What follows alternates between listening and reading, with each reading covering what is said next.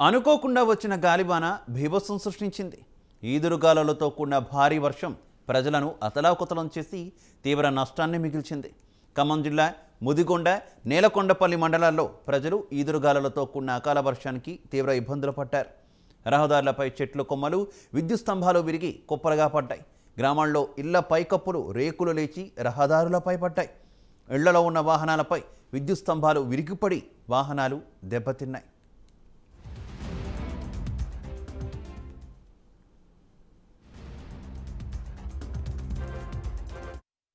పై చెట్లు కొమ్మలు, విద్యుత్ స్తంభాలు విరిగిపడడంతో విద్యుత్కు అంతరాయం ఏర్పడింది.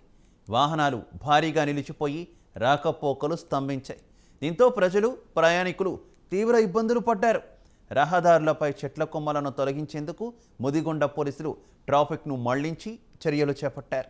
గ్రామాల్లో ఇళ్లపై కప్పులు లేచిపోవడంతో ప్రజలకు తీవ్ర నష్టం వాటిల్లింది. అకాల వర్షంతో కళ్ళాల్లో ఉన్న ధాన్యంపై కప్పిన పట్టాలు కూడా ఈదురుగాలులకు లేచిపోయి ధాన్యం మొత్తం వర్షానికి తడిసింది. అకాల వర్షం ప్రజలకు తీవ్ర నష్టాన్ని కలిగించింది.